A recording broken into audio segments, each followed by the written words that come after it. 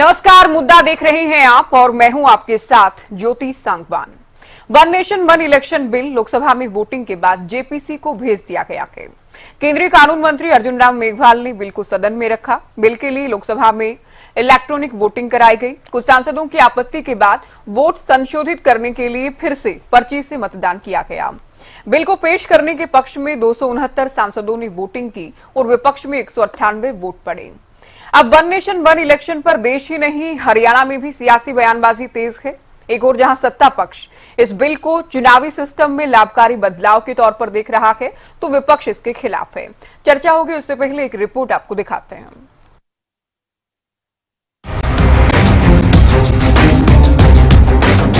One nation one election bill Lok Sabha में स्वीकार कर लिया गया है।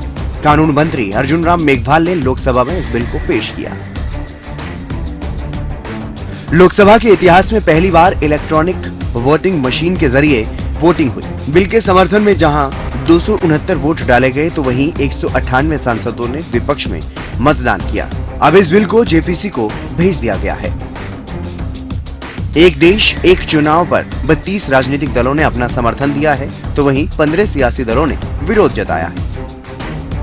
बीजेपी, जेडीयू, टीडीपी, शिवसेना और बीएसपी समेत कई सियासी दल बिल के साथ हैं, तो कांग्रेस, समाजवादी पार्टी और सीपीएम समेत कई विपक्षी दल बिल के विरोध में हैं। वन नेशन वन इलेक्शन के बारे में सरकार का तर्क है कि इस कानून के बनने के बाद चुनाव में भारी खर्च से छुटकारा मिलेगा, तो वहीं बार-बार आचार संहिता लगाने से भी राहत मिलेगी। विकास के काम बिना रुकावट के चलते रहेंगे, तो सरकार नई नीतियां और योजनाएं लागू कर पाएगी। इसके अंदर वन नेशन वन इलेक्शन के तहत इलेक्शन होने चाहिए, क्योंकि लगातार जिस प्रकार से हम इलेक्शन में ही खड़े रहते हैं, चाहे पंचायत का इलेक्शन हो, चाहे नगर पालिकाओं के स्थानीय निकाय के इलेक्शन हो, विधानसभा के इलेक्शन हो या लोकसभा के इलेक्शन हो, या किसी अन्य राज्य में अलग अलग समय के ऊपर वो इलेक्शन चलते रहते थे। खर्चा भी ज़्यादा होता था, क्योंकि पूरी ताकत, पूरी मशीनरी लगती, और खर्चे के साथ साथ विकास में भी धीमापन आता था। रखा था और देश की आम जनता की भावना से अनुरूप, और ये कोई नई बात नहीं थी। पिछले 40 साल से जब आज विपक्ष के लोग बैठे, तो पहले ये भी सत्ता पक्ष में थे, तब से ये प्रक्रिया शुरू थी कि हर आदमी चाहता था कि किसी प्रकार से एक समय ही चुनाव हो जाए, ताकि समय भी बचेगा, पैसा भी बचेगा। बार बार आचार संहिता लगती है तो काम में रुकावट आती है। लेकिन हम हैरान है कि आज विपक्ष वाले कह रहे हैं कि नहीं, हम इसके हक में नहीं है। अभी दूसरी ओर वन नेशन वन इलेक्शन के खिलाफ सियासी दलों का मानना है कि कुछ विधानसभा का कार्यकाल पहले पूरा होगा, कुछ विधानसभा को बीच में भंग भी किया जा सकता है। उसके लिए सॉल्यूशन क्या होगा? बिल पर विपक्ष के साथ पहले चर्चा क्यों नहीं की गई? ये बिल क्षेत्र और विपक्ष की आवाज दबाने की एक कोशिश है। दूसरी ओर वन नेशन वन इलेक्शन के खिलाफ सियासी दलों का मानना है कि कुछ विधानसभा का कार्यकाल पहले पूरा होगा, कुछ विधानसभा को बीच में भंग भी किया जा सकता है। उसके लिए सॉल्यूशन क्या होगा? बिल पर विपक्ष के साथ पहले चर्चा क्यों नहीं की गई? ये बिल क्षेत्र और विपक्ष की आवाज दबाने की एक कोशिश है। Anti-constitutional bill. It's against the federalism of our nation, and we are opposing the bill. केंद्रीय गृह मंत्री अमित शाह के अलावा लोकसभा स्पीकर ओम बिरला जेपीसी के समय विस्तार से चर्चा की बात कह चुके हैं। जेपीसी के समय सभी दलों के सांसदों को बिल पर चर्चा करने के लिए समय दिया जाएगा। अब जेपीसी के समय बिल पर सत्ता पक्ष और विपक्ष के सांसदों की चर्चा कितनी सार्थक रहेगी, ये तो आने वाला समय ही बताएगा। News desk, Haryana news. तो एक देश एक चुनाव से जुड़ी रिपोर्ट आपने देखी। चर्चा की शुरुआत करेंगे कुछ खास मेहमानों के साथ। यशपाल बत्रा हमारे साथ जुड़ गए हैं, प्रवक्ता बीजेपी, ललित अरोड़ा प्रवक्ता कांग्रेस, विजेंद्र रेड्डू प्रवक्ता इनेलू, राजेंद्र जाधव वरिष्ठ पत्रकार हमारे साथ डिबेट में जुड़ गए हैं। आप सभी का बहुत स्वागत है। शुरुआत बत्रा जी आपसे करते हैं।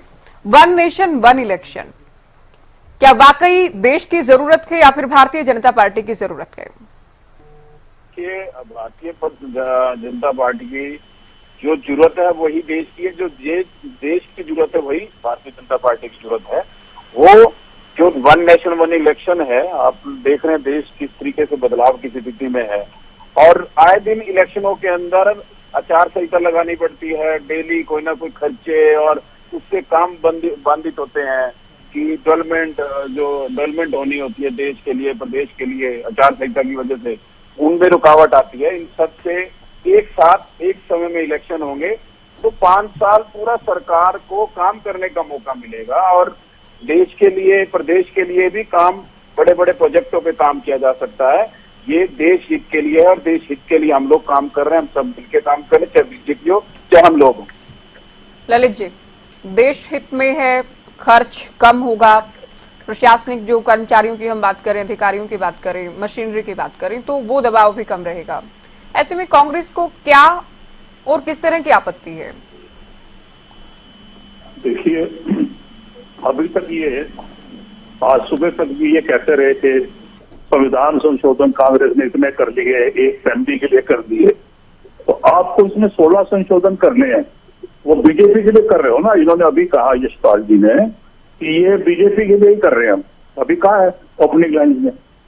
मैं ये जानना चाहता हूं कि इसके पक्ष में जो आप कह रहे हो खर्च कम होगा, पहली बात तो आपके लिए पास कराना ही मुश्किल है, क्योंकि इसमें 3 तरह के विधेयक होते हैं जो संविधान संशोधन के टाइम आते हैं। एक होते हैं जो लोकसभा और राज्यसभा में मेरे ख्याल साधारण बहुमत से पारित किए जाते हैं, और फिर ऐसे विधेयक होते हैं जो संसद द्वारा संविधान के अनुच्छेद 368(2) के मुताबिक विशेष होते हैं, जो 2/3 बहुमत के साथ पास किए जाते हैं। बिल्कुल। फिर ऐसे विधेयक जो संसद ने विशेष बहुमत के पारित है, जिनके लिए कम से कम आधे राज्य विधानमंडलों का समर्थन जरूरी है। तो इसकी जो क्लास 2 और 3 मैंने आपको बताई, इन दोनों के इसमें जरूरत पड़ेगी। अब आज की तारीख में लोकसभा के 547 सदस्यों में 2/3 का आंकड़ा 362 होता है। लेकिन इस सदन में एनडीए के 291 लोग है ना, इंडिया ब्लॉक के 234 और अन्य 18 है। तो राज्यसभा में कुल 231 मेंबर है मेरे ख्याल आज की तारीख में। तो आगे पीछे हो सकते हैं, तो 2/3 का आंकड़ा 154 हो गया। अब इस सदन में 6 नामित सदस्य, एनडीए के 118, इंडिया ब्लॉक के 85 और अन्य दलों के 34 सदस्य हैं। तो ये किस आधार पर कह रहे हैं कि अब की बार पास हो जाएगा? दूसरी बात, यहाँ पे लोगों को ज्ञान नहीं है कि अपॉइंटेड डेट का जिक्र है, यानी संसद जब पहली मीटिंग करेगी चुनाव के बाद, तो उसमें ये इसको लागू करने के लिए स्टेट्स के लिए कहेगी। जब वो पहली डेट आएगी तो इसका मतलब जैसे अब 2024 की पहली डेट तो निकल चुकी ना, लोकसभा पहली मीटिंग हो चुकी, अब 29 में पहली मीटिंग होगी तो 34 से पहले हो नहीं सकता अगर गलती से पास हो जाए। आपकी आवाज ठीक से नहीं मिल रही, आपकी ऑडियो ब्रेक हो रही है। आपके पास एक बार फिर से आते हैं, मिनालो को चर्चा में जोड़ लेती हूँ, उनके ठीक बाद आपके पास आते हैं। रेड्डी साहब, बहुत सारी रीजनल पार्टीज को अपने भविष्य की चिंता है। ये एक साथ जब चुनाव होंगे तो नेशनल इश्यूज जो रहेंगे, राष्ट्रीय मुद्दे होंगे, उनके साथ ही राष्ट्रीय पार्टियों को फायदा होने की आशंका और संभावना है।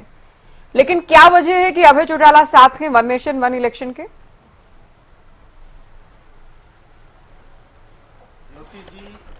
क्षेत्रीय पार्टियों को इस चुनाव का या इस डिसीजन का कोई नुकसान होने वाला आपकी भी आवाज नहीं आ रही है। भ्रम की स्थिति कांग्रेस के द्वारा फैलाई जा रही है। कोई ऐसी मतलब भ्रम की स्थिति फैलाने की जरूरत नहीं है। जब सबसे पहला इलेक्शन 1952 में हुआ था, उस टाइम भी 14 राष्ट्रीय दल और 39 अन्य दल थे जिन्होंने चुनाव लड़ने का काम किया था, और तब से लेकर के लगातार 1967 तक चुनाव ऐसे ही चलते रहे। किसी दल को कोई नुकसान नहीं हुआ। पहले भी बहुदलीय व्यवस्था हमारे देश में रही है और आज भी हमारे देश में बहुदलीय व्यवस्था ही है, और आज कोई ये नई बात नहीं। 1982 में भी सबसे पहले इसके ऊपर चर्चाएं शुरू हुई थी कि ये लागू होना चाहिए वन नेशन वन इलेक्शन का। फिर 1999 में आई, और इवन आज जो कांग्रेस इसका विरोध कर रही है, 2010 में स्वयं प्रधानमंत्री मनमोहन सिंह जी ने भी इसके ऊपर चर्चा करने का काम किया था। अटल बिहारी लाल कृष्ण आडवाणी जी, और इनकी चर्चाएं हुई थी कि इसको लागू किया जाना चाहिए। 2010 की ये बातें हैं। तो ऐसी बात में कांग्रेस पार्टी सिर्फ एक मुद्दा पकड़ लेती है कि हमने विरोध करना तो विरोध ही करना है। इसका कोई ज्यादा का नुकसान तो है ही नहीं। जो भी होगा थोड़ा बहुत जितना फायदा होगा। और जहां तक क्षेत्रीय दलों की बात है, इनको किसी प्रकार का इससे नुकसान होने वाला नहीं है। लोकसभा चुनाव के बाद पार्टी ने सुनिए, लोकसभा चुनाव के बाद बहुत बार हमने डिबेट्स की जिनमें आप खुद भी चर्चा में शामिल होते थे। आप लोगों की पार्टी का इतना बुरा प्रदर्शन क्या रहा, क्यों रहा? तो आप बार बार कहते थे ये राष्ट्रीय मुद्दों पर लड़ा गया चुनाव है, ये लोकसभा चुनाव है, राष्ट्रीय पार्टियों में ही इनमें मुकाबला था। कभी नहीं, हमने नहीं, आप कमाल कर रहे हैं। आप आप लोग बार बार ये कहते रहे कि राष्ट्रीय मुद्दों क्यों नहीं कहा गया? बहुत बार आपने, आपकी पार्टी के दूसरे प्रवक्ताओं ने बहुत बार ये कहा है, बहुत बार ये कहा है कि हमारे बुरे प्रदर्शन का कारण ये रहा, ये राष्ट्रीय मुद्दों का चुनाव था, राष्ट्रीय पार्टियों के बीच मुकाबला था, कांग्रेस और बीजेपी का ही मुकाबला था। तो जब एक साथ में सवाल जो आपसे पूछ रही हूँ, एक साथ जब चुनाव होंगे तो रीजनल पार्टीज को तो इस बात की चिंता है कि राष्ट्रीय मुद्दों का अगर चुनाव होगा तो नेशनल पार्टीज को ही इसका फायदा होगा। आज सदन में भी कई नेताओं की ओर से, उसके बाद भी मीडिया से बातचीत के दौरान भी कई नेताओं ने इसे लेकर चिंता प्रकट की है। निसंदेह तौर पर ज्योति जी, हमने कहा कि जो लोकसभा के चुनाव हैं वो राष्ट्रीय मुद्दों पर लड़े जाएंगे और लड़े जाते रहे हैं और राष्ट्रीय मुद्दे उसमें प्रभावी होते हैं। लेकिन जहां तक क्षेत्रीय दलों की बात है, क्षेत्रीय विधानसभा के इलेक्शन की बात है, उसमें हमने एक में भी यदि ये कहा हो कि भाई ये राष्ट्रीय मुद्दों के आधार पर वोटिंग हुई है, क्षेत्रीय जो चुनाव होते हैं, जो विधानसभा के चुनाव होते हैं, वो क्षेत्रीय मुद्दों पर लड़े जाते हैं और इलेक्शन अलग अलग हो रहे हैं तब भी राष्ट्रीय मुद्दों पर लोकसभा लड़ा जाता है और इकट्ठे होंगे तब भी राष्ट्रीय मुद्दों पर लड़ा जाएगा। और इससे अगर कोई ये भ्रम फैलाने की कोशिश कर रहा है कि इकट्ठा चुनाव होने में क्षेत्रीय या विधानसभा के चुनाव को राष्ट्रीय मुद्दे प्रभावित करने का काम करेंगे, ऐसा ना हमने कदापि कहा और ना ही ऐसा कभी होता है। ज्योति जी, हम जब छोटे थे, स्कूलों में पढ़ते थे, तब भी हम सुनते थे और हमें आज भी याद है, लोग कहा करते थे, हमारे बुजुर्ग वो कहते थे भाई बड़े वाली इस निशान पर डालना और छोटे वाली इस निशान पर डालना है। वो अलग अलग वोटिंग भी हुआ करती थी, बैलेट पेपरों से वोटिंग हुआ करती थी। तो ऐसे कोई ऐसा कारण नहीं कि जो विधानसभा के चुनाव को राष्ट्रीय मुद्दे कभी भी प्रभावित नहीं करते। इवन ज्योति जी, जो हमारे छोटी सरकारों के, नगर पालिकाओं के, नगर परिषदों के या पंचायतों के चुनाव होते हैं, उसमें क्षेत्रीय मुद्दे भी प्रभावित नहीं करते उसको जो है ना वहां के लोकल के मुद्दे ही उनको प्रभावित करने का काम करते हैं। हाँ, यदि वन नेशन वन इलेक्शन होता है, जो कि पहले से होता रहा है, 1952 से लेकर के 1967 से लगातार हुआ, 67 से लेकर के फिर 82 में फिर इसकी आवाज उठनी शुरू हुई कि बीच में 10-15 साल ये हुआ। और वो भी क्यों हुआ? वन नेशन वन इलेक्शन चल रहा था, उसमें बाधा कहां उत्पन्न हुई? कोई हंग असेंबली हो गई, कोई असेंबली को भंग करने की नौबत आ गई, जिसके कारण से ये जो प्रक्रिया है ये टूटी है, ये तोड़ी नहीं गई किसी भी दल के द्वारा या किसी भी सरकार के द्वारा। वन नेशन वन इलेक्शन को रोका नहीं गया, बाधित नहीं किया गया, तोड़ा नहीं गया। कुछ परिस्थितियां ऐसी पैदा हुई जिसके कारण ये ऑटोमेटिकली धीरे धीरे अलग होते चले गए। और अब अगर ये विचार आया है, इनको दोबारा से इकट्ठा करवा लिया जाता है, तो हमारी पार्टी का और मेरा व्यक्तिगत भी ये मानना है, इससे फायदा ही है, इसका कोई नुकसान नहीं है। वन नेशन वन इलेक्शन शुरू करवा दिए जाने चाहिए। हाँ, जहां तक ये विरोधी बात है, अभी कांग्रेस पार्टी के 233-34 वहां पर सदस्य हैं। आज बिल को स्वीकार करने के लिए पेश किया जाए या ना किया जाए, इसके लिए लोकसभा में मतदान करवाने की बात हुई और उसमें कांग्रेस या इसके विरोध में 198 ही मत आए। वो 234 जो इनके पास थे, उन्होंने भी इनके विरोध में मतदान क्यों नहीं करने का काम किया? यानी कहीं ना कहीं यहां भी इंडिया ब्लॉक टूटने जा रहा है या टूट चुका है। क्यों नहीं इन्होंने एक मत होकर के 234 तो वोट इनको डालने ही चाहिए थे। इसी प्रकार से चुनाव के बाद ये कांग्रेस वाले ईवीएम का राग अलाप रहे हैं, बाकी इनके घटक दल नहीं अलाप रहे थे, ये अलाप रहे हैं। अब इनके ही नेताओं ने, जैसे जम्मू के मुख्यमंत्री उमर अब्दुल्ला ने कह दिया कि कांग्रेस इसका राग अलापना बंद करे, ईवीएम को दोष देना बंद करे। तृणमूल कांग्रेस के सांसद ने कहना शुरू कर दिया कांग्रेस इसको बंद करे। कांग्रेस एक वैसे बस ये विरोध के लिए विरोध करती है, कांग्रेस विचारधारा से विरोध नहीं करती है। तो विचारधारा से यदि विरोध करेगी तो कांग्रेस स्वयं इस पक्ष में थी। 2014 तक का इनकी सरकार थी, वहां खुद इसके पक्ष में थी कि वन नेशन वन इलेक्शन होना चाहिए और इससे देश को फायदा ही होगा। अब इनको विरोध नहीं करना चाहिए। अरोड़ा जी इसको लागू करने एक बार फिर से हमारे साथ जुड़ गए। अरोड़ा जी, बीजेपी तो कहती है, इनेलो भी ये कह रही है कि विरोध करने के लिए विरोध कर रहे हैं। आजाद भारत में संविधान लागू होने के बाद 1967 तक जो एक देश एक चुनाव का फॉर्मूला लागू रहा, फिर क्या वो गलत था? नहीं, आप उसको फार्मूले को जो कह रही हो, क्या वो संविधान में लिखा हुआ है? ऐसे कैसे डिबेट हम कर सकते हैं जब हमें उसका बैकग्राउंड नहीं पता? क्या साइमल्टेनियस इलेक्शन का कोई रूल था? कॉन्स्टिट्यूशन में था किसी धारा में? नंबर 1। नंबर 2, ये कह रहे हैं कांग्रेस का काम विरोध करना है। कांग्रेस अपना पक्ष रख ली है। हमें आप इससे सहमत हो या नहीं हो, ये आपकी तकलीफ है। मैं तो ये कह रहा हूं कि 1967 के बाद 7 बार लोकसभा भंग हुई है। अब जैसे ये सरकार चल रही है, किसी कारण से ये सरकार भंग हो जाती है, केंद्र की लोकसभा भंग हो जाती है और केंद्र की सरकार गिर जाती है, तो फिर जो है बाकी सारी स्टेट में भी डिसोल्यूशन हो जाएगा। आप ये चाहते हो? कौन सा रूल चाहते हो आप? कमाल की बात कर रहे हो। अरे राज्य के मुद्दा अलग है, हमारा SYL का मुद्दा है, लेकिन कोई राष्ट्रीय मुद्दा नहीं बनाता उसको। हमारे हरियाणा पंजाब में किसानों का मुद्दा बहुत जोर देते हैं, लेकिन बाकी स्टेट में ज्यादा जोर नहीं है। लोकल मुद्दे हमेशा ही अलग होते हैं, उनको कैसे कहते हैं कि एक जैसे होते हैं। पहली बात तो ये है कि इसके इम्प्लीमेंटेशन में सबसे पहला तो है कि ये पास हो। अगर इनको अपने ताकत पे भरोसा था तो ये JPC गठन की बात क्यों कर रहे हैं? मैंने तो अभी आपको बताया कि इसमें जो है इनके पास 2/3 नहीं है। ये संविधान के 4 सीजन ने 2/3 बहुमत इसलिए किया था कि कोई भी किसी भी कानून को जब चाहे तोड़ ना दे या उसको अमेंडमेंट ना कर दे। और अभी एक कुछ और अहम बातें कि आपको जाननी चाहिए, छोटे देशों में सिस्टम होगा। भारत में 28 राज्य है या 29 राज्य है या 8 यूटी है। इतने बड़े देश में इतने बड़े इलेक्शन कैसे हो जाएंगे?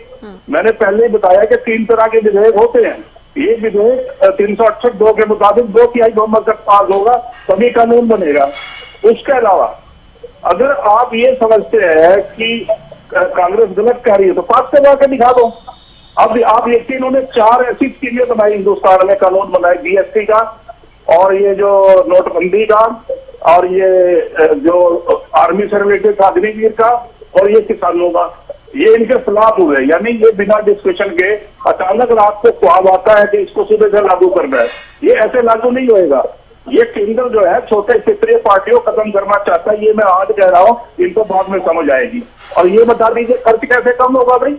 एक चुनाव में अलग चुनाव हो या कच्चा चुनाव हो, क्या चुनाव की प्रक्रिया बदल जाएगी या कॉन्स्टिट्यूएंसी बदल जाएगी या रिफरेंडम का ऑफिशियल बदल जाएगी या EVM बदल जाएगी? आप ये मुझे बताइए, एक EVM 3 बार काउंटिंग कर सकती है।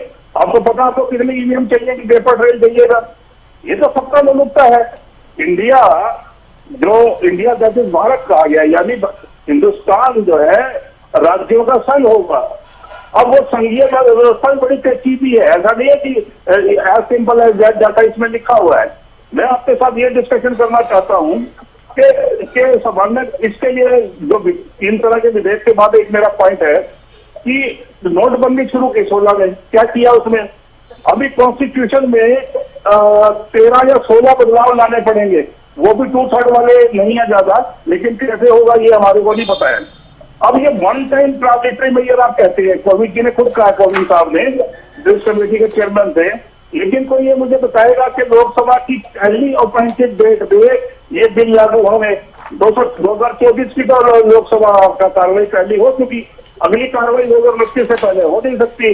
उसके बाद अगर 24 से ये लागू होगा फिर तो कहता है मार्गदर्शक मंडल में चले जाए मोदी जी। यानी मैं इसी कहना चाह रहा हूँ कि इतना इजी नहीं है। अब 3 लाइन भी इन्होंने अपने MP को की, आप कह रहे हो 168 आए, क्या सारे MP हमारे प्रेजेंट हो उन्होंने वोट दे दिया? ये क्या लॉजिक लेके आए हैं IND के भाई साहब कि भाई इनके पूरे वोट क्यों नहीं पड़े? भाजपा के पूरे वोट पड़ गए। अरे भाई जितने मेंबर प्रेजेंट हो गए उस समय उनकी वोटिंग हुई होगी। मतलब ये भी एक बचकाना सी बात आप करके क्या इससे निकल जाएंगे? मैं ये कहना चाहता हूँ कि प्रीमेच्योर डिसोल्यूशन को इन्होंने जिक्र ही नहीं किया। उसके अलावा जो हमारी नेशनल लैंग्वेज पॉलिटिक्स डिबेट है वो रीजनलिज्म को कैसे खत्म करेगी? रीजनलिज्म तो हर जगह है और आप कहते रीजनल पार्टी जो है इसका विरोध नहीं करेगी। अरे रीजनल पार्टी खत्म हो जाएगी जब चाहे आपको ये आपकी सरकार को प्रधानमंत्री, पहले तो क्या होता है गवर्नर करता है, अब ये गवर्नर से भी राइट चला जाएगा और प्रधानमंत्री जिस दिन चाहेगा हरियाणा की सरकार पर खास कर दे, पंजाब की कर दे, जहां मर्जी कर दो।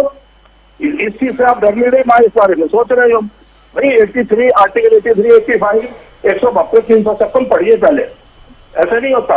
उसके अलावा जो न्यू स्ट्रक्चर है वो सेपरेट इलेक्शन में किसको क्या नुकसान हो रहा है? The idea of implementing the simultaneous elections can be done only if major changes can be avoided. Political controversy और legal dispute हो गए, आप क्या हम 100 केस कर देंगे, आप इम्प्लीमेंट करके दिखाना।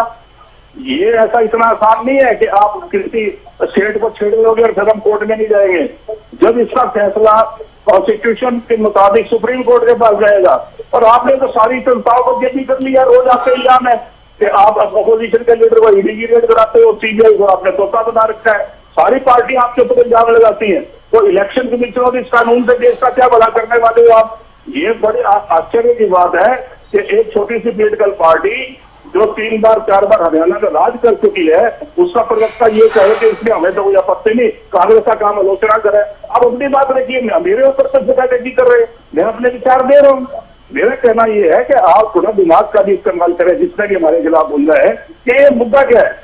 इतने पॉलिटिकल कंटेस्ट है, इतने सोशल और इकोनॉमिक है, लॉजिस्टिक है बहुत सारी, कैसे होएगा? और फिर उसके अलावा आप ये देखिए, इतने ऑफिशियल चाहिए होंगे। अगर 28 स्टेट में साइमल्टेनियसली चुनाव हो गए तो पैरामिलिट्री फोर्सेज, मान लीजिए आपको 100 बटालियन मिली, अब आपको खाली केरला में या आपको मणिपुर में 25 बटालियन चाहिए, तो बाकी पूरे इंडिया में 1 बटालियन तो भेज देंगे। वही कोई हिसाब तो हो, कोई इस पर दिमाग पर लगाइए कि कैसे ये इम्प्लीमेंट होगा। ये उतना आसान नहीं है। भारत एक बड़ा देश है, छोटे देश में शायद हो जाता, शायद, मैं भी नहीं कह रहा कि नहीं हो सकता। और रिप्रेजेंटेशन जो है, अपोजिशन कह रहे हैं जी अब 12 पार्टियां सिर्फ कर रही है रिजल्ट, ठीक है। अब लोकल हरियाणा वाले तो ये करेंगे ना, लोग नहीं करेंगे, मत करो, आप सपोर्ट करो, दिल से करो। लेकिन वन नेशन वन इलेक्शन सिर्फ भाजपा को फायदा पहुंचाने के लिए है, ये कोई इलेक्टोरल रिफॉर्म नहीं है। आप देख लीजिए क्यों दूसरों के भलों के लिए कानून बनाएंगे क्या? ये चाहते हैं कि जैसे यूएसए का कानून है, राष्ट्रपति वहां पे प्रेसिडेंशियल फॉर्म ऑफ गवर्नमेंट है, ये धीरे धीरे उस तरफ जाना चाहते हैं। अभी हेगड़े ने 2023 को क्या कहा था, इनका जो है कर्नाटक का एक्स एमपी वो एक्स मिनिस्टर था, वो बोला कि हम 400 पार इसलिए जाना चाहते हैं कि विधान में हम कर सके। ये प्रियम्बल को चेंज करना चाहते हैं, ये चाहते हैं कि टेक्नोलॉजी की बजाय हिंदू स्टेट इसमें कर दिया जाए, और बहुत सी चीजें बदलना चाहते हैं और बदल भी रहे हैं। लेकिन कांग्रेस जब तक जिंदा है, वन नेशन वन इलेक्शन हम नहीं होने देंगे। रेणु जी कुछ कहना चाह रहे थे, और साथ ही आपको लेकर जो अरोड़ा जी ने बोला भी आपकी पार्टी को लेकर, हरियाणा के चुनाव तो हालांकि लोकसभा के ठीक बाद ही होते आए हैं, और ज्यादातर टाइम हमने देखा है कि दिल्ली में केंद्र में जो सरकार बनती है उसका सीधा असर हरियाणा पर रहा भी है। ज्योति जी ये कह रहे हैं संविधान बदलने की बात। 1976 में जो हमारा 42वां संविधान संशोधन हुआ था, उसमें संविधान के प्रीमेबल को बदला गया था, संविधान की प्रस्तावना को बदला गया था, उसमें कुछ और ऐड करने का काम किया था। और अरोड़ा जी 1952 के चुनाव से पहले भी एक संशोधन हुआ था, 1951 में एक संशोधन हो चुका था संविधान में, और 1978 तक तो लगभग कांग्रेस की सरकार रही थी, और 1978 तक भारतीय संविधान में 105 संशोधन हो चुके थे। आज यदि ये 15 संशोधन होते हैं उसी प्रथा को शुरू करने के लिए, तो मेरे ख्याल से 105 संशोधनों से तो बहुत कम है। दूसरी बात ये कहते हैं संघीय ढांचा खराब होगा या क्षेत्रीय दलों को नुकसान होगा। ज्योति जी जो 1952 का इलेक्शन हुआ था, उस समय हमारे देश में 14 राष्ट्रीय दल हुआ करते थे, 39 अन्य दल थे, उन सभी ने चुनाव लड़ने का काम किया था। शायद आज तो बहुत ज्यादा छोटे दल होंगे, लेकिन राष्ट्रीय दल तो 6 ही राष्ट्रीय दल है हमारे देश में। उस टाइम 14 राष्ट्रीय दल थे अरोड़ा साहब, और फिर भी में चुनाव हुआ था, बहुदलीय चुनाव हुआ था। और यदि संघीय ढांचे को फर्क पड़ता है और कहते कि संविधान में ऐसा नहीं लिखा हुआ है, तो संविधान में ये कहां लिखा है कि भाई एक साथ चुनाव नहीं होंगे? अगर ये नहीं लिखा तो वो एक साथ चुनाव होते आ रहे हैं 1967 तक के, और वो परिस्थितियों वंश ही वो धारा जो है वो प्रभाव परिस्थितियों वंश बदला जाता है, वैसे नहीं बदलते, कोई कानून के आधार पर नहीं बदला जाता उनको, वो कंटिन्यूसली चले जा रहे हैं। 7 बार लोकसभा भंग हो जाती है, इससे टाइम आगे पीछे होता है विधानसभा का और लोकसभा का। दैट इज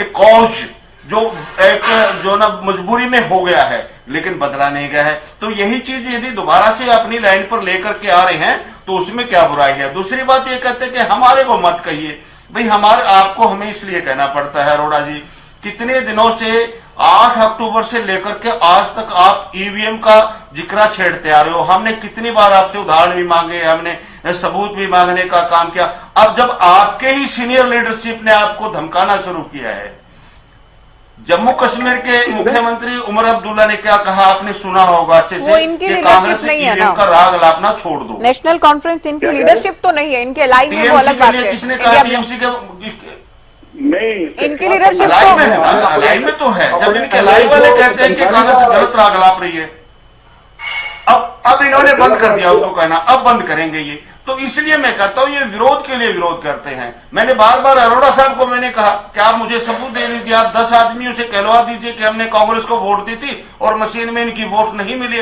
बता दीजिए कहीं से आप ला करके, हमें नहीं दिखा पाए किसी को भी। तो इसलिए मैं कहता हूँ विरोध करते हैं। और देखिए निसंदेह रूप से हमारे देश की ये प्रथा थी, अगर वही प्रथा दोबारा से शुरू होती है तो कोई नुकसान नहीं है। चलिए जादौन साहब भी हैं हमारे साथ डिबेट में। जादौन जी, बीजेपी क्योंकि सरकार में है, 15 अगस्त को पीएम भी लाल किले की प्राचीर से इस बात पर जोर देते नजर आए थे कि एक देश एक चुनाव क्यों देश की जरूरत है। अमित शाह इससे पहले भी कह चुके थे कि पीएम मोदी के तीसरे कार्यकाल में एक देश एक चुनाव विधेयक लाया जाएगा। कानून बनाने के लिए सरकार जाहिर है प्रयास भी कर रही है और इस दिशा में एक कदम आज उठाया गया। लेकिन कांग्रेस और कांग्रेस के साथ साथ वो विपक्षी दल जो एक देश एक चुनाव के खिलाफ खड़े हैं, आपको क्या लगता है क्यों इसे लोकतंत्र के खिलाफ मान रहे हैं, संघीय ढांचे के खिलाफ मान रहे हैं और इनडायरेक्टली इसे तानाशाही भी करार दिया जा रहा है? नहीं, देखिए 1952 से लेके 1967 तक वन नेशन वन इलेक्शन वाला कंसेप्ट लागू था। लेकिन 67 के बाद जो है विधानसभाएं बीच बीच में भंग होने लगी, तो इसके बाद वो ब्रेक आ गया और फिर अलग अलग चुनाव होने लगे, लोकसभा का अलग और विधानसभा का अलग। तो पहली बात तो ये है कि 67 के बाद जो परिस्थितियां पैदा हुई उन पर भी गौर किया जाए कि वो क्या कारण रहे कि जब 1952 से लेकर 67 तक विधानसभा और लोकसभा के चुनाव एक साथ हो रहे थे, तो बाद में फिर जो है वो अलग अलग क्यों होने लगे। वो परिस्थितियां क्या अब फिर पैदा नहीं हो सकती? पहली बात तो ये है कि इन्होंने जो है वन नेशन वन इलेक्शन के लिए रामनाथ कोविंद कमेटी का गठन किया। तो कमेटी ने क्या फिजिबिलिटी बताई है इस चुनाव को लेकर? हम तो सोचते हैं कि भाई ठीक है, विरोध के लिए विरोध मत करिए और देश का फायदा हो, वो उस रास्ते पर चलना तो ठीक है, लेकिन सवाल यह है कि चला जा सकेगा क्या? उन्होंने फिजिबिलिटी क्या बताई इस वन नेशन वन इलेक्शन में? विधानसभाओं के लोकसभाओं के चुनाव एक साथ कैसे कराए जा सकते हैं? कैसे लोकसभा और विधानसभाओं का, राज्यों की विधानसभाओं का कार्यकाल एक साथ चलाया जा सकता है? कहीं बीच में राजनीतिक परिस्थितियां ऐसी आ जाए, कहीं तोड़फोड़ हो गई, दल बदल हो गया। पहले भी इस पर डिबेट हुई है। पिछले कार्यकाल में मोदी सरकार के सेकंड कार्यकाल के दौरान भी ये मुद्दा आया और इस पर डिबेट, चैनल की डिबेट हुई है। तब ये चर्चा हुई थी कि इसकी व्यवहारिकता कैसे साबित होगी, स्थापित होगी। और फिर आपने लोकतांत्रिक प्रणाली को अपनाया है तो चुनावों से आप कैसे भाग सकते हो? दूसरा ये भी देखिए कि दूसरे दुनिया भर के देशों में, अब ज्यादातर देशों में लोकतांत्रिक प्रणालियां हैं, क्योंकि ये आधुनिक शासन प्रणाली है, तो ज्यादातर देशों में है। तो वहां कौन से देशों में वन नेशन वन इलेक्शन वाला सिस्टम है कि विधानसभाएं, जैसे अमेरिका देश है तो वहां क्या विधानसभाएं और जो राष्ट्रपति चुनाव होता है प्रेसिडेंशियल, क्या वो एक साथ होते हैं? वहां भी विधानसभाएं हैं, राज्यों की वो है कंट्री। तो ये देखने की बात है, इसकी कोई रिपोर्ट आनी चाहिए। और रामनाथ कोविंद कमेटी ने क्या सिफारिशें दी वो भी अभी लोगों के पब्लिक डोमेन में तो नहीं है कम से कम। वो ठीक है कि उन्होंने कहीं डाल दिया होगा वो पोर्टल पर, लेकिन लोगों के बीच में नहीं है कि वास्तव में सिफारिशें क्या थी और ये विधेयक जो आया है उसमें क्या प्रावधान किए गए। देखिए, अगर देश का फायदा होता है तो ठीक है, लेकिन ये तो देखिए कि उसकी व्यवहारिकता क्या होगी। बात क्षेत्रीय दलों के नुकसान और उसकी नहीं है, लेकिन बात ये भी आई थी उस समय कि अगर लोकसभा विधानसभाओं के चुनाव एक साथ होंगे तो लोकल मुद्दों पर तो लोग ध्यान ही नहीं देंगे, फिर नेशनल मुद्दों पर ही ध्यान होगा कि वही नेशनल मुद्दे ये हैं, राष्ट्र के लिए ये चाहिए, ये चाहिए, ये चाहिए। और स्टेट का क्या है, विधानसभा के वो तो जूनियर होकर रह जाएंगे, उनकी स्थिति क्या होगी? तो ये इसकी जो व्यवहारिकता है वो देखने की बात है, किसी दल विशेष का नफा नुकसान की बात नहीं है, लेकिन ये देखा जाना चाहिए कि वास्तव में वो व्यवहारिक होंगे क्या। बत्रा जी हैं क्या फोन लाइन पर? जी यशपाल जी, जी विपक्षी दलों से पहले आप लोगों ने कोई रायशुमारी नहीं की, सर्वदलीय बैठक नहीं बुलाते हैं। कैबिनेट ने हालांकि रामनाथ कोविंद कमेटी को जरूर मंजूरी दी, उसके बाद विधेयक लाया जाता है। अब जेपीसी के पास भेजने की बातें हो रही हैं, भेज दिया गया है, तो विपक्षी दलों को साथ क्यों नहीं आप लेकर चले? एक सवाल ये। और दूसरा, अरोड़ा जी कह रहे हैं ये तो पॉसिबल ही नहीं है, फिजिबल ही नहीं है, क्योंकि संविधान में बदलाव होना है, 2/3 बहुमत की जरूरत होगी दोनों सदन में, जो कि बीजेपी के पास या सरकार के पास नहीं होगा। क्या कहेंगे? पहले तो सबसे पहले मैं आपको ये बताना चाहूँ, जो भी एमपी बन के आता है, जो विधायक बन के आता है, वो देश और प्रदेश के लिए काम करने के लिए आता है। उसके लिए यही चर्चा है कि जो देश के हित के लिए काम कर रहे हैं, देश के लिए काम, बड़ी बात होनी चाहिए, उसमें चर्चा में शामिल भी होना चाहिए और अच्छे सुझाव भी देने चाहिए। अगर उनके सुझावों को सही माना जाएगा और सही देश के लिए होंगे या प्रदेश हित के लिए होंगे, उनको लागू भी किया जाएगा, क्योंकि इस सरकार के अंदर हमेशा गवर्नमेंट बीजेपी के अंदर देश और प्रदेश हितों के लिए काम किया जाता है, ना कि व्यक्तिगत हितों को देखा जाता है। और रही बात अरोड़ा जी की, मैं अभी कांग्रेस प्रवक्ता की बात सुन रहा था कि जब तक कांग्रेस है ये ऐसा नहीं होने देंगे, हम वैसा नहीं होने देंगे। यही तो रीजन है, जब तक कांग्रेस है तो देश इसलिए तो आगे नहीं बढ़ा, जिन्होंने 70 साल देश पे राज करा, जिन्होंने देश को विधानसभा 67 तक एक इलेक्शन हुआ करता था, धीरे धीरे वो बंटवारा कर दिया गया, विधानसभा अलग कर दी, लोकसभा अलग कर दी। वो इनकी एक पॉलिसी के तहत किया गया कि बीच में इलेक्शन नहीं, ये परिस्थितियां उस वक्त बनी थी। बिहार की बात कर लें, विधानसभा भंग हुई, लोकसभा चुनाव उस वक्त जल्दी हो गए थे, कुछ राज्यों की विधानसभा भंग करनी पड़ी थी। और अब ये सवाल, ये शंका जादून जी भी जाहिर कर रहे हैं कि अगर वैसे ही हालात फिर से बनते हैं तो उन हालात का तोड़ क्या है? उन हालात का तोड़ क्या है? ऐसी परिस्थितियां आती भी हैं, लेकिन उसका सोल्यूशन भी होता है। उसके लिए भी कोई ना कोई कानून बनाया जा सकता है कि उसके कई सारी रूप हैं, उसको किसी दिशा में हम ले सकते हैं। नहीं, उनके लिए अलग से कानून बनाएंगे या ये विधेयक अगर कानून बनता है तो इसी में प्रावधान होगा, उसका अलग से कानून बनाएंगे? परिविधान होगा, नहीं अलग से नहीं, इसी में परिविधान होगा। हमें सबको बैठ के चर्चा करनी चाहिए। हम सब देश हित के लिए काम करने आए हैं, तो देश के लिए काम करना चाहिए। लोकसभा में पहुंच के टाइम वेस्ट नहीं करना चाहिए। देश की दिशा में आगे बढ़ सकता है, हम सबको मिलकर एक पॉजिटिव सोच लेके काम करना चाहिए। अगर ऐसे सोचने लग जाएगा तो मुझे लगता है देश बहुत ज्यादा तरक्की कर जाएगा। विपक्ष सिर्फ विपक्ष की भूमिका में ना रहे हर समय, कि हर समय बुराई ढूंढनी है और नेगेटिविटी फैलानी है। उससे जिस दिन विपक्ष दूर होगा तो देश बहुत आगे बढ़ जाएगा। तो मेरी ये रिक्वेस्ट है, विपक्ष से भी आगे साथ आके देश के लिए काम करें। अरोड़ा जी, देश के लिए काम करें। जी, हमने तो देश के लिए काम ही नहीं किया। जब से ये 2014 में देश आजाद हुआ, इतने डैम बन गए, इतने IIT बन गए, इतने पूरे वर्ल्ड में हमारे लोग सर्विसेज प्रोवाइड कर रहे हैं, इंफ्रास्ट्रक्चर बनी है।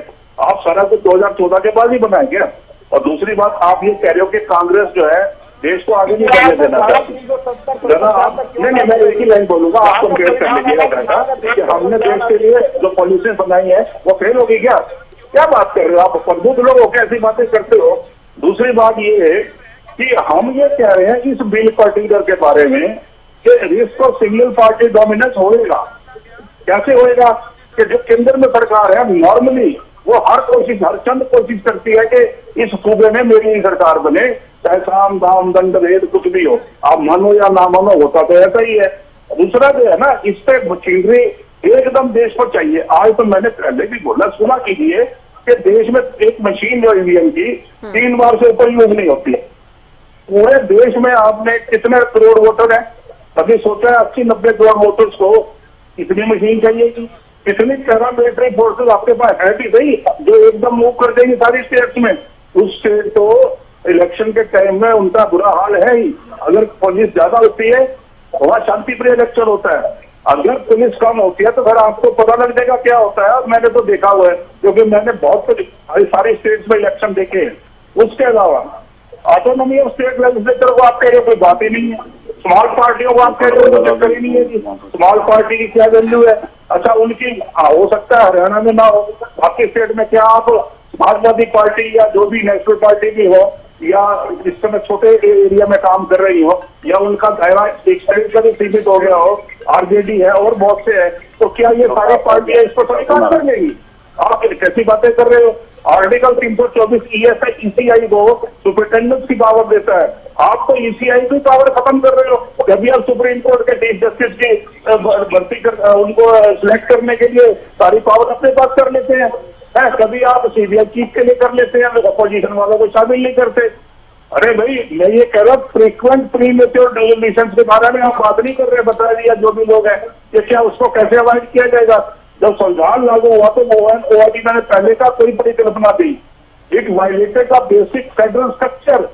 आप इस बात को सुनने को तैयार नहीं है तो फिर क्या कर सकते हैं? इसमें तो पहले तो आपको एकल मतदाता सूची का भी हिसाब कर देखना पड़ेगा।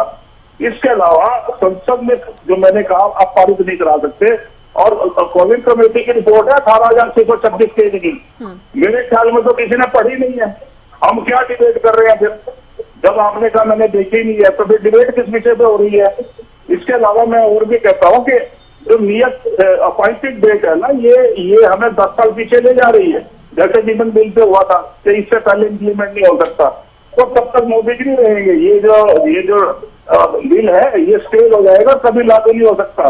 आप रातों रात इतनी मशीनें इतनी पुलिस नहीं पैदा कर सकते। और 83, 85, 2, 174, 356 ये सारे बदलने हैं। राष्ट्रपति शासन शंकु विधानसभा भी फिर क्या करोगे? ऐसे व्यवधान आएंगे, ये प्रैक्टिकल बातें हैं। हम कह रहे हैं कि इस वजह से हम नहीं चाहते, हम ये नहीं कह रहे हैं कि विरोध करना है। आपको तकलीफ ये है कि भाजपा का विरोध अगर या मोदी जी करोगे तो वो देश का विरोध है, ऐसा नहीं है। हम देश का विरोध नहीं करते, बिल का विरोध करते हैं। आपने ये कह दिया कि अगर कांग्रेस खिलाफ बोली भाजपा के तो देश का विरोध है। देशभक्ति सिर्फ बीजेपी में कांग्रेस में नहीं है। आप जो है ना इन नैरेटिव से बाहर आए, ये कोई तरीका ठीक नहीं है। कांग्रेस देशभक्त नहीं है। आजादी दिलो, आप 1980 में आए हो, फिर कहा कितने लोग जेल में गए आंदोलन में अपना आजादी के? आपका काम हमारे पे लांछन लगाना है। आप तो कहते हो कांग्रेस मुक्त भारत, और हम जो है आप 400 पार की बात कर रहे थे और रह गए 240 में। इस तरह नहीं चलता। अगर अपोजिशन को थोड़ी सी भी आप कुछ समझते हो तो ये बात ना कहते। विरोध के लिए विरोध करना है, हम बिल्कुल नहीं कर रहे। हम ये कह रहे हैं इस रूप में हम इसका विरोध करेंगे और पास नहीं होने देंगे, और कांग्रेस के बिना पास करके दिखा दीजिएगा आप। प्रैक्टिकल के डिफिकल्टी लाएंगे ना, कैसे पास हो जाएगा? ये कोई ऐसा तो है नहीं कि बंदूक दिखा के कोई कह देगा इसको पास कराओ। इसमें जो है कानून से बदल ली जाएगी। आप अभी तो आपने हमसे डिबेट ही शुरू करी, कमेटी बनी थी। आप लोगों को ये नहीं पता कि इसके लिए कमेटी बनी थी, उसमें कांग्रेस का भी एक आधा सदस्य था उसमें। मैं ये नहीं कह रहा हूँ, लेकिन चर्चा विस्तृत चाहिए। आप जेपीसी में बुला के पास कर लोगे? जेपीसी में तो अध्यक्ष की या बीजेपी का और मेंबर भी ज्यादा जेपीसी में ज्यादातर सदस्य ज्यादा तो बीजेपी के ही होंगे, इसमें कोई डाउट नहीं। रेड्डी साहब, तो कह रहा हूं मैं, एक बात जो बार बार ईवीएम को लेकर जो कह रहे हैं अरोड़ा जी, बिल्कुल ठीक बात है। लाखों ईवीएम और खरीदनी होंगी। लंबे अगर हम लॉन्ग टर्म में बात करते हैं, खर्चा कम करने की उम्मीद की जा रही है, कि तर्क किया जा रहा है। शुरुआत में तो खर्च बढ़ेगा कम से कम। जी मैडम, एक लाइन वो ये है कि एसआर बोमई का जो केस है ना, आप सारे पढ़ के आओ, कल की डिबेट रख लेते हैं, फिर बात करते हैं। एसआर बोमई केस है ना, जो इधर कर्नाटक के पूर्व मुख्यमंत्री का 12 मार्च को ये हुआ था, तो उसके ऊपर मेरे राष्ट्रपति शासन जब लगा था उसके बारे में बात करते हैं ना, तब आपको समझ आ जाएगा क्या है। ठीक है, मैं इनेलो को चर्चा में एक बार फिर से रेड्डी साहब को चर्चा में जोड़ रहे हैं हम। शुरुआत में तो कम से कम खर्च बढ़ेगा, बजट का एक बड़ा हिस्सा केवल चुनाव करवाने में इस्तेमाल करना होगा। और जब लोकसभा के चुनाव होते हैं सिंगल फेज में, तो वो भी आप जानते हैं 7 से 8 चरणों में करवाए जाते हैं। बड़े राज्यों के भी अलग अलग चरणों में होते हैं। आज कुछ विपक्षी नेताओं ने ये भी कहा है कि आप 8 विधानसभाओं के एक साथ चुनाव आप नहीं करवाते हैं।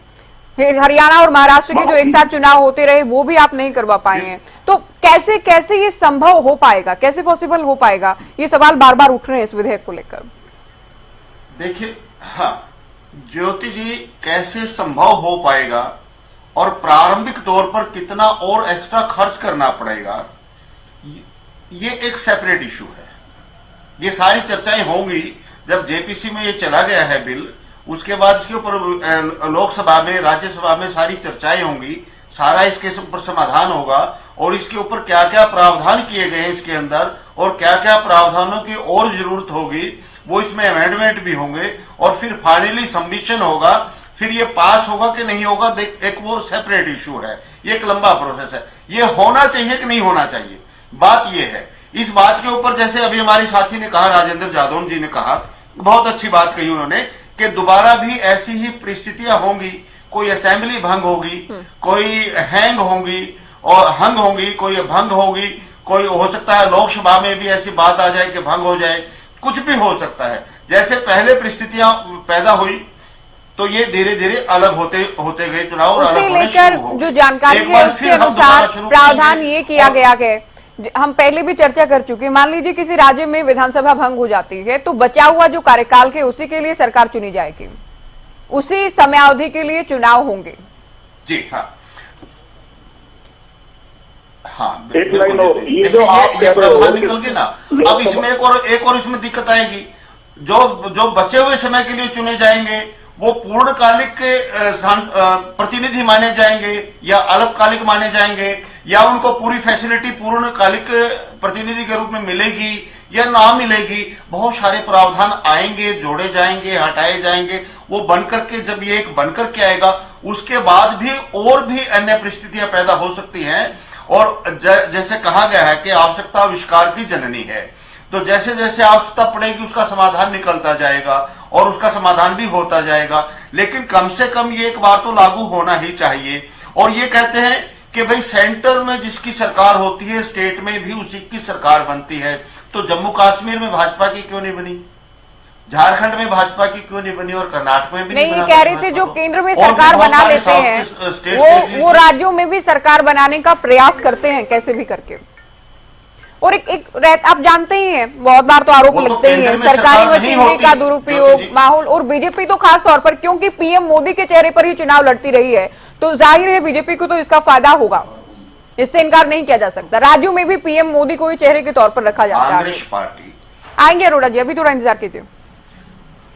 कांग्रेस पार्टी ने 1975 में जब हमारी माननीय स्वर्गीय इंदिरा गांधी जी इलाहाबाद हाई कोर्ट में पिटीशन में हार गई थी और उनकी सदस्यता जाने का खतरा पैदा हो गया था, तो उस टाइम इन्होंने तो अपनी सत्ता को बचाने के लिए देश में ही इमरजेंसी लागू कर दी थी। जो सत्ता में है वो हर कौन प्रयास नहीं करता हमारी सत्ता बची रही, और इन्होंने तो पूरे देश में इमरजेंसी लगा करके आपातकालीन स्थिति पैदा करके सभी को अंदर जेलों में ठूसने का भी काम कर दिया था। ये तो दूध की नहाई नहीं है ना, सभी करते हैं। लेकिन हमारे संविधान को बचाए रखे, हमारे लोकतंत्र को बचाए रखे, इस प्रणाली का और इन बातों का कोई औचित्य मैं मानता हूं नहीं है ज्योति जी। ये एक अलग प्रथा है। आज भी जो कहते हैं कि केंद्र की सरकार अपनी सरकार बनाने का प्रयास करती है हर स्टेट में, जिसकी केंद्र में सरकार नहीं है, क्या वो प्रयास क्योंकि आप कांग्रेस को निशाने पर ले रहे हैं बार बार। ललित जी ये कह रहे हैं रीजनल पार्टी जिनका कोई वर्चस्व है उन्हें तो परेशानी है, क्योंकि हरियाणा में किसी रीजनल पार्टी का कोई अस्तित्व नहीं बचा के, इसलिए इनेलो को कोई परेशानी नहीं है इससे। हाँ, इनेलो हरियाणा की सबसे बड़ी पार्टी थी, रह चुकी है, और कांग्रेस भी इसके आगे कहीं नहीं टिकती थी, और भारतीय जनता पार्टी तो हमारी ट्रॉली में बैठ करके घुमा करती थी, ये सबको पता है। और पूरे इंडिया में सबसे बड़ा इतिहास यदि किसी ने रचा है तो इंडियन नेशनल लोकदल पार्टी ने रचा है, जिसने लगभग 95% वोट लेकर के और 85-90 में से 85 एमएलए बनाने का काम किया था। ये समय का परिवर्तन है। अकेले इनेलो के नहीं थे, अकेले लोकदल के नहीं थे, वो ढोल पीटने का काम कर रहे हैं। इंडिया ने हॉकी में 22 स्वर्ण जीते, उसके बाद तो नहीं जीता। ज्योति जी, भाजपा के कितने थे उसमें, कितने थे भारतीय जनता पार्टी के? आज कांग्रेस पार्टी 54 से 99 पा करके ढोल पीट रही है। कभी कांग्रेस पार्टी ने जब माननीय हमारी इंदिरा गांधी जी का असैसिनेशन हुआ था उसके बाद कितनी सीटें ली, 400 के आसपास ये पहुंच गई थी। आज ये जो ना धरातल पर आ चुकी है। ये समय का परिवर्तनशील है, समय बदलता रहता है, ये चलता रहता है, और ऐसा कोई कारण नहीं है। हम इंडियन नेशनल लोकदल पार्टी वाले लोग, जो कि 2014 में मुख्य विपक्षी दल था हमारा, 19 हमारे पास एमएलए हुआ करते थे, और कांग्रेस पार्टी से हम बहुत बड़े थे। हमारे 2 एमपी हुआ करते, इनका 1 था, इनके 15 एमएलए थे, हमारे 19 एमएलए थे। तो ये तो अरोड़ा जी, ये तो चलती फिरती बात है, और अगले इलेक्शन में देख लेना आपका क्या हाल होगा। लेकिन हमारे 2 एमएलए बने हैं, लेकिन 2 रिजल्ट आने से पहले हमारा भी प्रयास था, हम भी चाह रहे थे कि हरियाणा प्रदेश में हमारी सरकार बने, लेकिन जनता ने नहीं बनाई। कांग्रेस चाह रही थी कि हमारी बने, नहीं बना पाई, ये तो बना नहीं पाई, जनता ने हमारी बनाई नहीं है, भारतीय जनता बना गई है।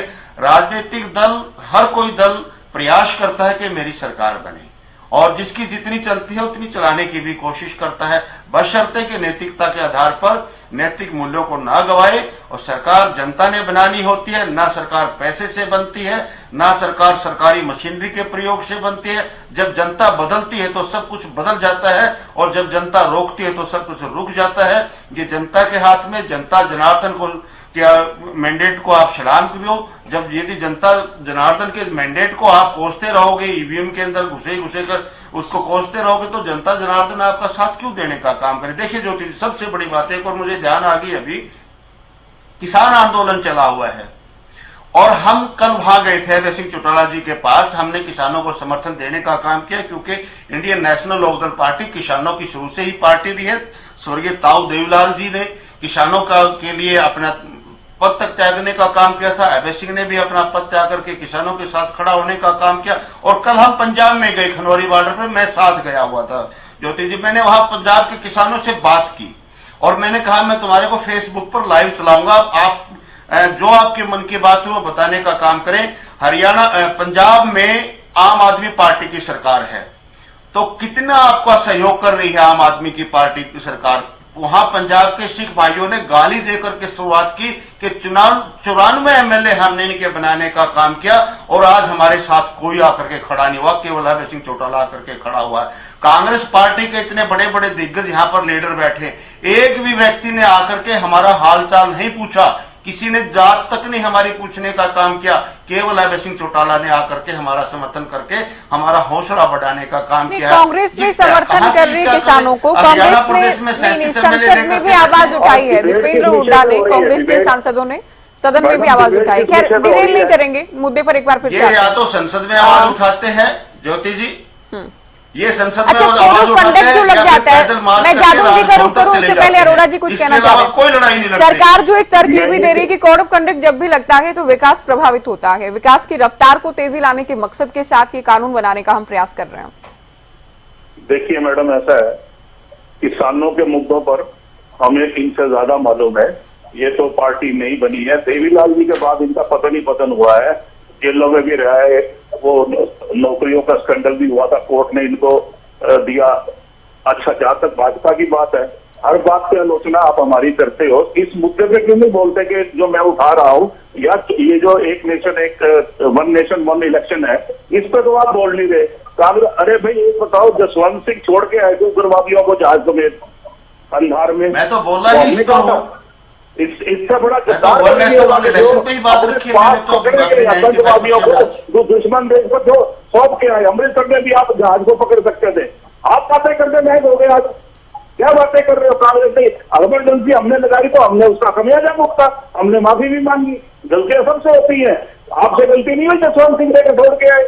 आपसे नहीं, आप कह रहे 20 साल से आप सरकार में नहीं हो लोकदल वालों, आपको क्यों सजा भी दी आपके सारे नेताओं को, क्यों आपकी एकता टूटी, क्यों अलग अलग हुए। अगर स्वार्थ की सिद्धि की बात अगर आप करते हो तो आप इलेक्शन पर बात। सवाल यहाँ ये है कि भारत का एक संघ है राज्यों का, अगर राज्य कमजोर होंगे तो देश में तरक्की को असर आएगा। कोई भी सरकार मैनिपुलेट करके वहां की सरकार को, चुनी हुई सरकार को, राज्य में जो उनकी मर्जी के खिलाफ होगी जो आ सकती है। मैं ये बात सिर्फ कह रहा हूँ, उसके लिए 5 साल मैंने आर्गुमेंट दिए, उसको कहने की बजाय, क्योंकि आपको कांग्रेस का विरोध करना है तो आपको ये रोचक चल रहा है। आप एक बार अपने जो आपके पार्टी के सुप्रीमो है उनसे एक बार बयान करवाइए ना कि हम जो है ईवीएम के खिलाफ नहीं है, वन नेशन वन इलेक्शन के खिलाफ नहीं है। मैं तो तब तो समझू कि ये आपकी पार्टी की राय है।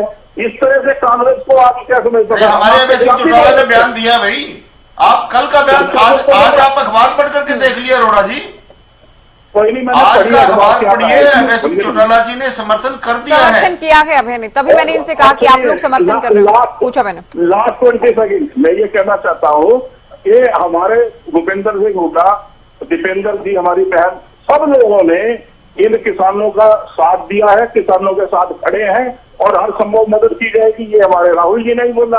आप बस एक ही नहीं चलेगा कि आपने कह दिया तो दुनिया मान लेगी। कौन से रोड पर खड़े हो और कौन से चौराहे पर खड़े हो, बताएं, हम भी मिलेंगे आपसे।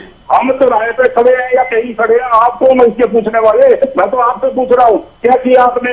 आप किसानों 100 किसानों को ले गए दिल्ली? अरे हम मिलेंगे, हम आपका साथ देंगे, बताइए कहाँ खड़े हो आप? क्या हम वन नेशन वन इलेक्शन पर चर्चा कर लें एक बार फिर से जादव जी? क्योंकि 2014 से लेकर अब तक, ठीक है अरोड़ा जी आपकी बात आ गई, अभी आप सुने जादव जी, 2014 से लेकर अब तक इन करीब 10 सालों में बीजेपी ने ज्यादातर राज्यों के चुनाव पीएम मोदी के चेहरे पर लड़े हैं। तो क्या पीएम मोदी के चेहरे पर जो सियासी और चुनावी फायदा मिलता है उसे भुनाने का प्रयास भी होगा बीजेपी की ओर से वन नेशन वन इलेक्शन के जरिए? एक व्यक्ति को वही है कि राजेंद्र जी से मैंने प्रश्न किया है, ललित जी आप सुनिए। लोकसभा चुनाव जिस तरह से भारतीय जनता पार्टी लड़ती है तो उनको लगता है कि ये जो विधानसभाओं के चुनाव है ये एक तरह से जूनियर चुनाव हो जाएंगे। फिर जिस तरह से वो ठीक है कि मोदी जी जब तक है, उनका प्रभाव है, वो ठीक है कि आगे भारतीय जनता पार्टी का आगे का कार्यकाल क्या होगा। वो ये चाहते हैं कि एक व्यक्तित्व और एक राजनीतिक नेतृत्व के अधीन ही सारे चुनाव हो जाए और विधानसभाओं के चुनाव एक तरह से जूनियर चुनाव हो जाए, और वो जो है उस व्यक्तित्व के प्रभाव में, भारतीय जनता पार्टी के राजनीतिक नेतृत्व के प्रभाव में ही सारे देश के चुनाव हो जाए, तो वो उससे उनको राजनीतिक लाभ तो मिलेगा ही। लेकिन अब वो दलील ये है कि देश की बचत करने की योजना है, कोड ऑफ कंडक्ट लग जाता है। तो देखिए, कोड ऑफ कंडक्ट तो इतने सालों से लगता रहा है, तमाम जो है भारतीय जनता पार्टी का पिछला कार्यकाल भी था।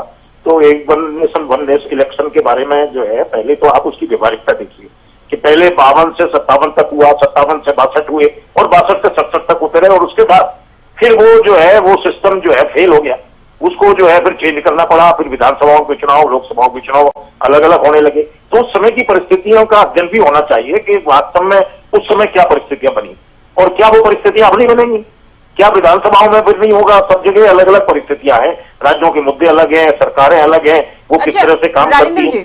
18,000 से ज्यादा पन्नों की क्योंकि ये रिपोर्ट है कमेटी की, तो हम ये उम्मीद तो कर ही सकते हैं उस वक्त के हालात को लेकर अध्ययन तो किया ही गया होगा। हाँ नहीं, ये इमेजिन ही कर रहे हैं हम लोग, लेकिन सामने आना चाहिए ना कि उसमें वास्तव में तथ्यात्मक रूप से क्या है। और दुनिया के तमाम देश हैं, तो वन नेशन वन इलेक्शन और कहाँ लागू है ये तो देखना चाहिए। उसका भी तो कोई एग्जाम्पल आना चाहिए। क्या कोई संसदीय दल भेजा गया जो अध्ययन करके आया, या चुनाव आयोग का कोई टीम भेजी गई, कोई विशेषज्ञ भेजे गए जो अध्ययन करके आया वहां जहां वन नेशन वन इलेक्शन है। और अगर नहीं है तो फिर आप देखिए कि तो इतने उन्नत देश है कि जिनके पास इतने संसाधन भी है, जितनी ताकतें हैं, उनके पास सब तरह की ताकतें, आर्थिक शक्तियां भी हैं, और वहां अगर नहीं है तो फिर आप वो किस तरह से प्रयोग करना चाह रहे हैं। पहली बात तो ये देखिए कि सरकार के पिछले जो कई ऐसे नए प्रयोग हैं जो वो एकदम ही उन्होंने प्रयोगात्मक तरीके से उसको परखने की बजाय वो एक साथ उन्होंने लागू कर दिए, तो वो फिर कई बार वो फेल भी हो गए, फिर उनकी परिणाम जिस तरह से आने चाहिए वो नहीं आए। तो मैं समझता हूं कि ठीक है, अभी तो विधेयक पारित हुआ है और आपने जेपीसी में भेज दिया, पर सावधानी से माइन्यूटली उसके जो नुआंसेज हैं, जो सूक्ष्मताएं हैं, वो क्या है, उन पर अध्ययन होना चाहिए, उन पर गौर किया जाना चाहिए। और देश की राजनीतिक परिस्थितियां क्या हमेशा एक जैसी बनी रहेंगी? तमाम जगह उथल पुथल हो जाती है, कई तरह के परिवर्तन हो जाते हैं। ये जनता जनार्दन पर निर्भर करता है, तो आप उसको कोई बांध के नहीं रख सकते। ये है कि परिस्थितियां कभी कुछ भी बदल सकती है, किसी भी हाउस की स्थिति कुछ भी तरह से हो सकती है। आप एक बात बताइए, अगर कोई विधानसभा अस्थिर होती है, भंग होती है, तो आप शेष कार्यकाल के लिए चुनाव कराएंगे तो खर्चा हो गया ना डबल। शेष कार्यकाल का कराया, फिर आपने विधानसभा के लोकसभा के साथ पूरा चुनाव कराएंगे, तो चुनाव तो हुआ ही। फिर चुनाव एक वन नेशन वन इलेक्शन से हटके चुनाव हो गया। तो ये सारी बारीकियों का अध्ययन करने के बाद होना चाहिए। जल्दबाजी में कोई फैसला करें और बाद में उसका नतीजा जो अपेक्षित नतीजा है वो नहीं आ पाए, तो फिर फायदा क्या है? समय की बर्बादी है। बत्रा जी, कांग्रेस तो हालांकि साफ तौर पर ही कह रही है लोकतंत्र पर हमला है, संविधान पर हमला है, तानाशाही लाने का प्रयास किया जा रहा है, ये हम होने नहीं देंगे। क्या आप लोग उम्मीद कर रहे हैं जेपीसी से, और कैसे भी करके, क्योंकि बोल्ड फैसले जो मोदी सरकार में लिए गए हैं, ऐसे में कहीं ये तो नहीं कि जल्दबाजी में आप लोग एक और कानून लाने का प्रयास कर रहे हैं? जादौन जी भी इस बात को लेकर शंका प्रकट कर रहे हैं कि या तो पूरी तैयारी आप लोगों ने की हो कि कैसे हो सकता है, क्योंकि विपक्ष तो आरोप ये लगा रहा है कि मौसम देखकर आप लोग चुनाव की तारीखें बदलते हैं, एक साथ कुछ राज्यों के चुनाव भी नहीं करवा पाता है चुनाव आयोग हालांकि, तो ऐसे में ये कैसे संभव हो पाएगा? ज्योति, देखिए, कांग्रेस का अधिकार है विरोध करना, और उनका निरंतर विरोध चलता आ रहा है, क्योंकि उन्होंने जो 70 साल राज किया जिस तरीके से देश के अंदर, केवल कांग्रेस नहीं कर रही है, केवल कांग्रेस नहीं कर रही है, 15 विपक्षी दल जिसमें समाजवादी पार्टी भी शामिल है, टीएमसी भी शामिल है, मेन विरोधी दल कांग्रेस है, तो कांग्रेस का ही चर्चा में ज्यादा करना चाहूंगा। बाकी तो इनके साथ जो सहयोगी दल है वो तो है ही है, मेन दल तो यही है कांग्रेस। और कांग्रेस जो 70 साल राज करके उसने एक देश को एक सूत्र में नहीं बांधा, और वो ये चाहती है कि और भी कोई काम ना कर पाए।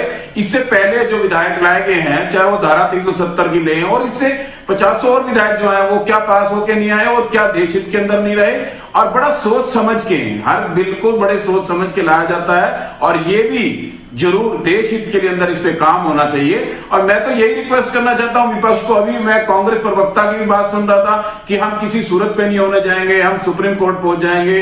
वो संवैधानिक अधिकार सबका है, उस अधिकार के तहत क्या पॉसिबिलिटी क्या है, क्योंकि 2/3 में पहले भी इस बात की चर्चा कर रही थी, 2/3 सामान्य बहुमत से तो होगा नहीं, आज भी, जबकि व्हिप भी जारी किया गया था। आपके करीब 20 सांसद तो खुद आपके ही मौजूद नहीं थे, जबकि इलेक्ट्रॉनिक वोटिंग हुई इस वक्त भी आपके कुछ सांसद नहीं थे।